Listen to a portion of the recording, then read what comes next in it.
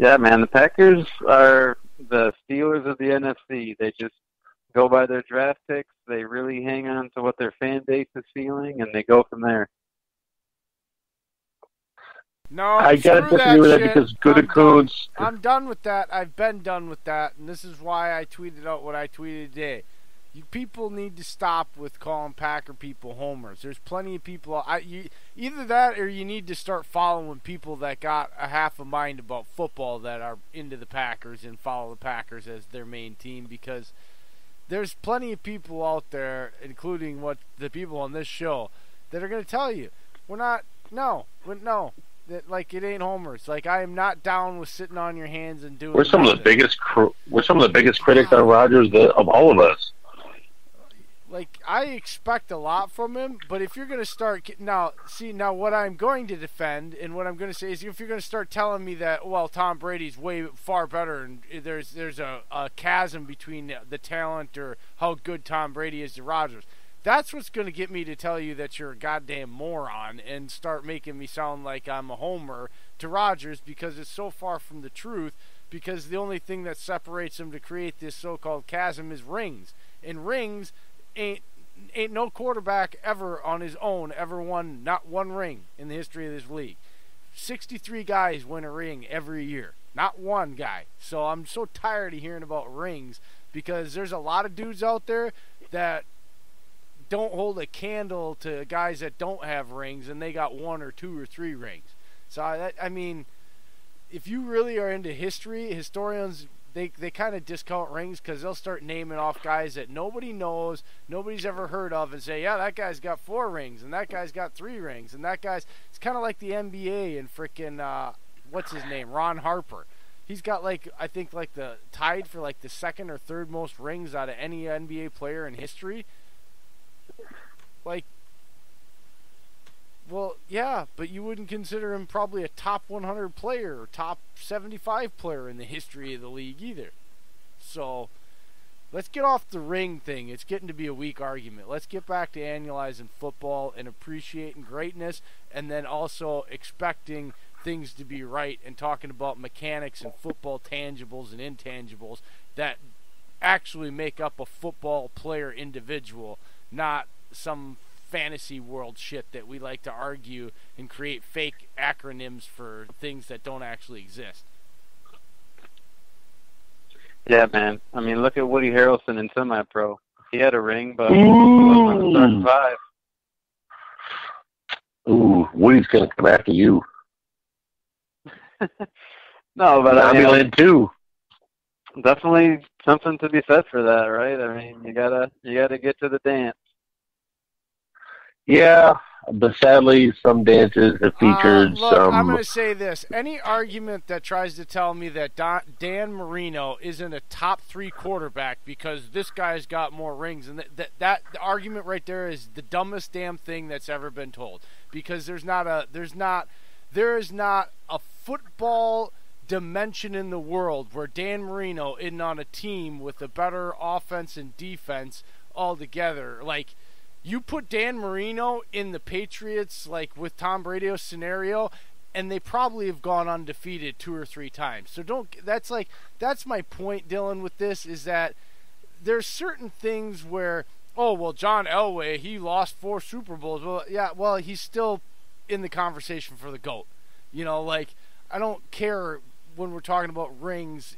When we're talking about greatest players ever, we're talking about individual talent and their individual stuff and what they did. And for a quarterback, guess what? He's got 0 passing yards without somebody else being able to have the ability to catch and run with the ball. So that's kind of an asinine argument too.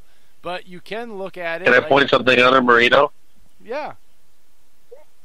The reason why he didn't have any people with that high, I hate you, with that level of high play around him, he had one of the biggest egos. That was his problem. Yes, he had the talent all day, but it was all about Dan. Go look and see who he had compared to other top QBs of his time. If you give Dan Marino and Andre Reed, yes, they would frickin' dominate. But he never got that because it was all about Dane in that locker room. Okay, but I've heard so many stories on that. I've never heard a conversation where somebody said, "Well, you know what? That guy's never going to be better because he was an asshole." Even though he's clearly a better football player. I'm not saying that. I'm just saying that the argument of not being in the top 5 sometimes for some people is he was one of the biggest egomaniacs, and that's why he didn't have any talent around him.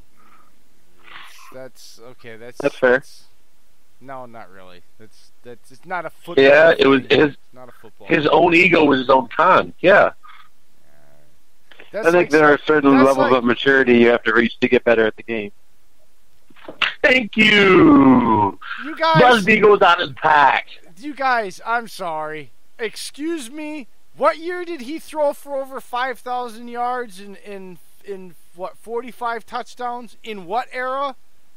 Yeah, don't give me level of maturity and ego, but like quarterbacks that threw for 3,000 yards in that time period were all pros, and he busted that. If you threw for 25 touchdowns in a season back then, you were pretty much an all-pro consensus. And he But we weren't talking about his stats. It was the whole ego maniac of it. It's talking about talent, man. It's talking about talent and maturity. Like, you have to be pretty football mature and understand football-wise.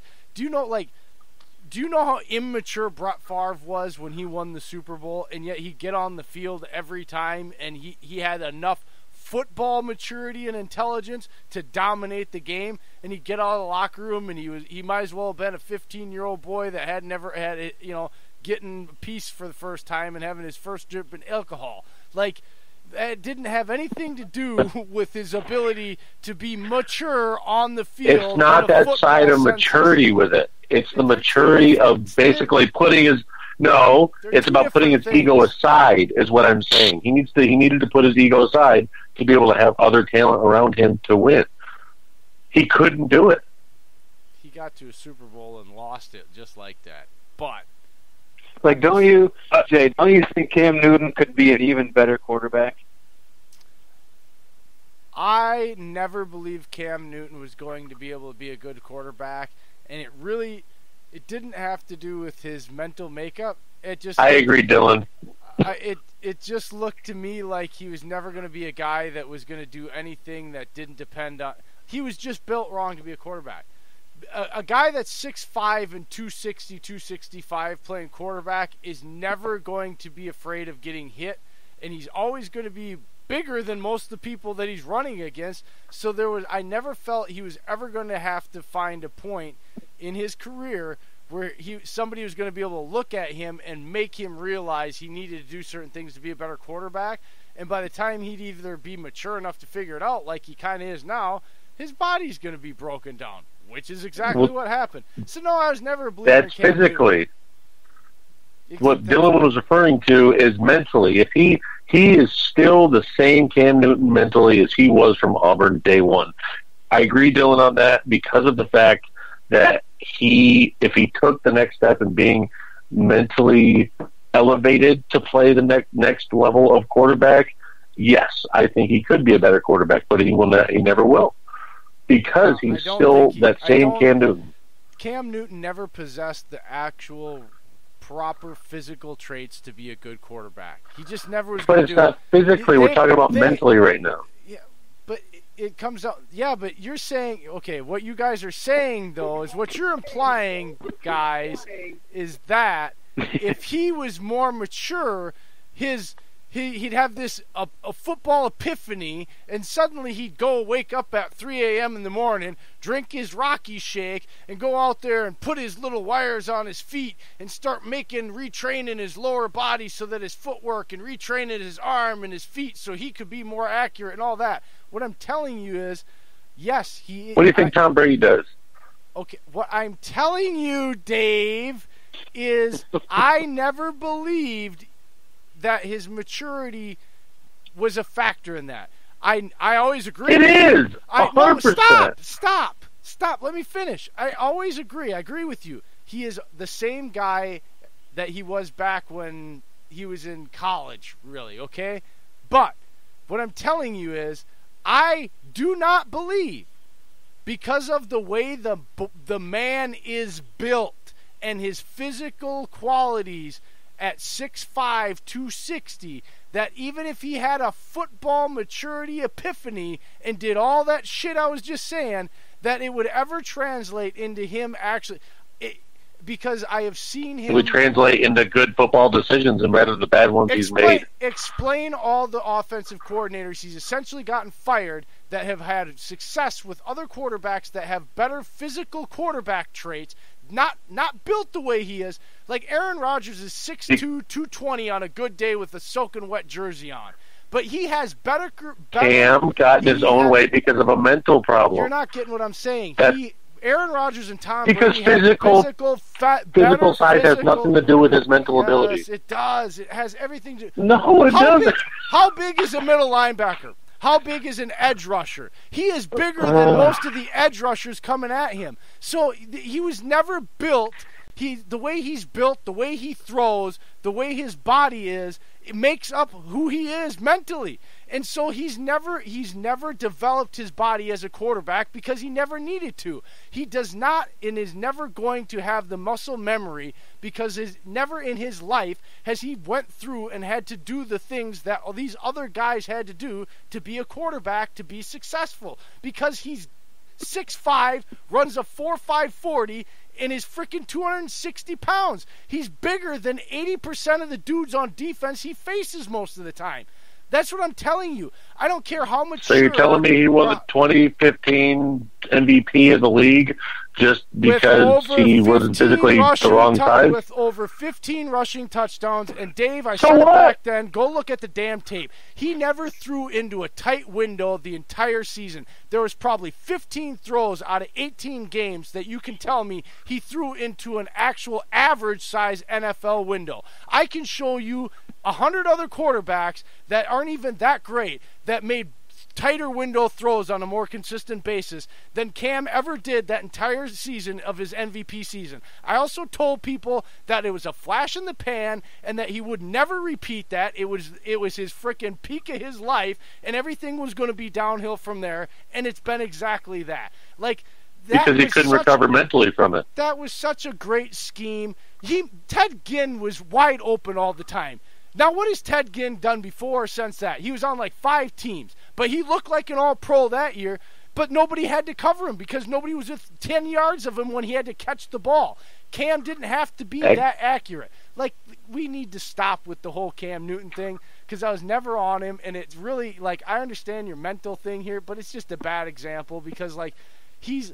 you'd be better off to use anybody else than Cam Newton because he just was never going to be a mechanically sound quarterback at any point in his life, no matter who coaches him. He's had I don't know how many different quarterback coaches and offensive coordinators. He's gotten them fired. They're frustrated as hell by week 4. Why do you think they're frustrated? Because they can't get him to do the things that they've gotten backup quarterbacks to come in and win games and do. That's why these guys get frustrated. That's why they get fired. Because he's still immature mentally. It's about his physical traits too, though, man, and his ability to actually do it. And even if he's just not built the right way. Yeah, his physical. But that has nothing to do with it. At this point, that's why he won the Heisman. That's why he won the national title game. The only reason he's experienced this much success is because of his physical traits. If he could add the mental part of his game, he'd be unstoppable. Bingo. There's nothing about his stature that holds him back. He's got a huge arm.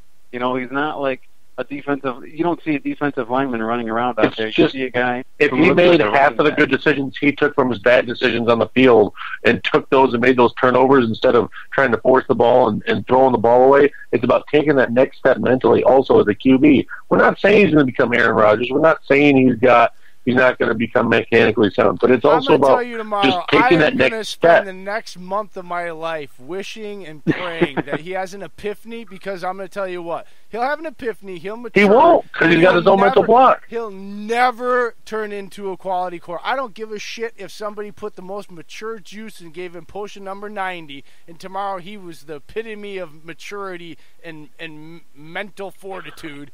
he still would not become the quarterback you're trying to tell me that if he just had better mental toughness. No, he's just not going to do it. I'm telling you, his physical makeup, the way he does everything, the way he is as an athlete, he is not built to be a quarterback at the NFL level. I don't care that he's got a